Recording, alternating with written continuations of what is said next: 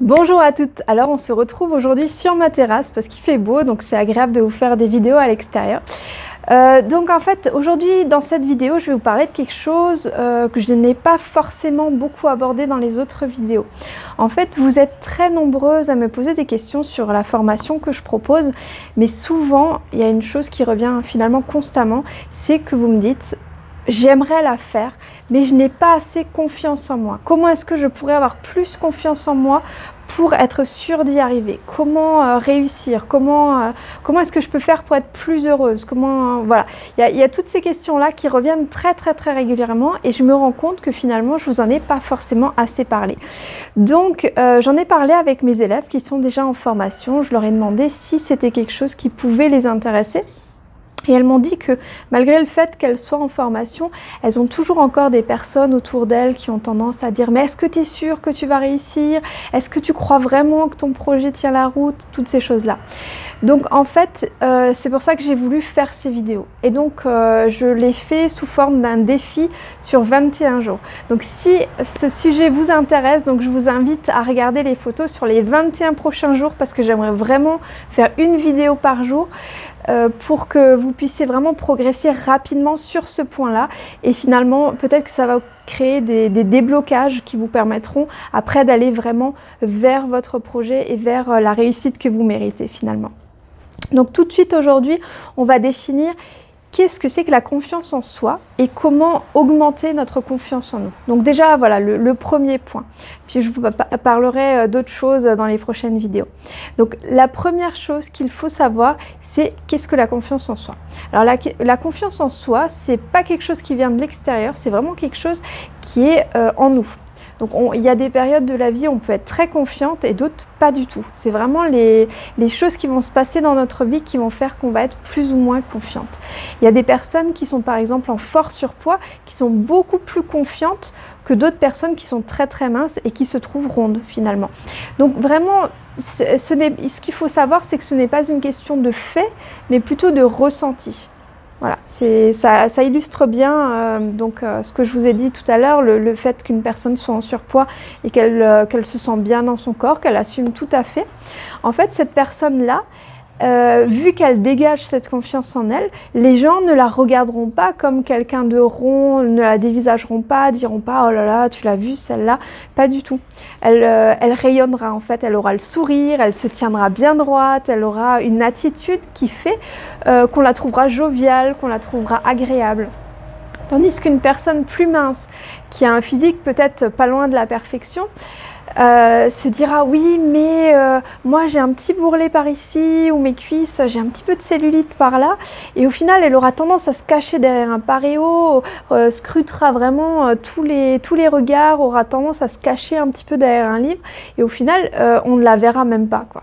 Donc c'est très dommage, alors qu'elle pourrait vraiment profiter de ce beau corps qu'elle a, et au final elle n'en profite pas du tout. Elle est dans ce pessimisme de dire: oh là là, faut surtout pas qu'on me regarde, voilà, je suis pas parfaite, voilà. Alors ce qu'il faut se dire, ce qui est très important, c'est que dans la vie, tout n'est pas tout noir ou tout blanc. Ça, j'y reviendrai dans une autre vidéo où je vous parlerai du pessimisme et de comment devenir plus optimiste dans sa vie. Donc ça, c'est pour les prochains jours. Mais voilà, donc déjà, je voulais définir avec vous dans cette vidéo ce qu'est la confiance en soi. Donc être confiante, c'est tout d'abord savoir être ouverte, savoir se tenir droite, avoir le sourire, et puis surtout faire des actions que d'autres n'oseraient peut-être pas faire. Alors, pour développer cette confiance en vous, il y a une chose très importante que vous pouvez faire, et je vous recommande vraiment de le faire au quotidien. C'est-à-dire commencer par faire des toutes petites actions, et vous allez au fur et à mesure des jours pouvoir augmenter de plus en plus vos actions. Une action, ça va pouvoir être par exemple... je dis n'importe quoi, par exemple si vous avez peur d'aborder quelqu'un, ça peut être par exemple juste lui demander l'heure. Voilà, pas forcément entamer une discussion ou quoi que ce soit. Ça va être voilà, des petites actions qui vont faire augmenter votre confiance en vous. Ce qu'il faut savoir, c'est qu'à partir du moment où vous avez fait une action qui vous faisait peur, mais où vous en avez tiré du bénéfice, le cerveau sentira cette récompense et il sera avide d'avoir de plus en plus de récompenses et donc du coup vous poussera à faire des actions de plus en plus grandes et ce sera de plus en plus simple pour vous. Donc ne vous donnez pas un challenge trop élevé dès le départ, mais dites plutôt je passe à l'action tout de suite, même si c'est pas parfait, et puis on verra bien ce qui se passe. Ce qu'il faut se dire, c'est il faut toujours se poser une question. Est-ce que c'est dangereux pour moi? Est-ce que je vais mourir si je le fais? Est-ce que, voilà, toutes ces choses-là. Et si la réponse est non, alors qu'est-ce qui vous empêche de le faire? Au final, rien du tout. Je vais vous donner un exemple qui, moi, m'a un petit peu marqué et touché à la fois. C'est qu'un jour, j'étais au supermarché et j'ai vu une dame qui était là. Donc, c'était une dame déjà d'un certain âge, environ dans les 70 ans. Et elle avait son petit enfant sur les bras. Et elle était débordée entre les courses, le petit à porter. C'était un petit peu difficile pour elle. Et n'étant pas trop confiante à ce moment-là de ma vie, j'osais pas trop même regarder les gens. Je restais un petit peu les yeux rivés sur le sol, sur mes pieds. J'essayais vraiment voilà, de me fondre dans la masse qu'on ne me voit pas en fait.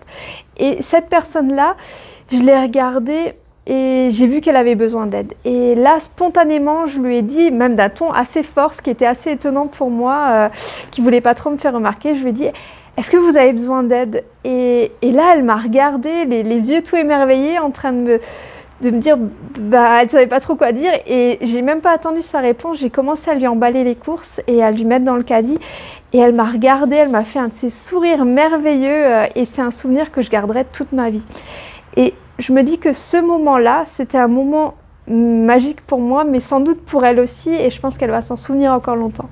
Donc si on fait des choses pour soi-même, c'est déjà très très bien, c'est ce que je voulais vous dire aussi, mais si on fait quelque chose pour les autres, ça décuple encore plus le bonheur qu'on va avoir, la récompense au niveau du cerveau, et donc on va augmenter encore plus sa capacité à être confiant. Voilà, ça fait déjà beaucoup d'informations pour la première vidéo, donc je vous laisse tout de suite sur ces réflexions et puis essayez de voir quels petits pas vous pouvez mettre en place, quelles petites choses. Par exemple, moi quand j'étais très petite, j'avais tellement pas confiance en moi que je n'osais même pas aller prendre une baguette dans une boulangerie et ma mère m'a forcée à y aller et je l'en remercie parce qu'aujourd'hui du coup ça ne me pose bien sûr plus aucun problème, je le fais avec une grande facilité, avec un grand sourire et du coup parfois il faut savoir simplement se jeter à l'eau et dire j'y vais, peu importe les conséquences, j'y vais.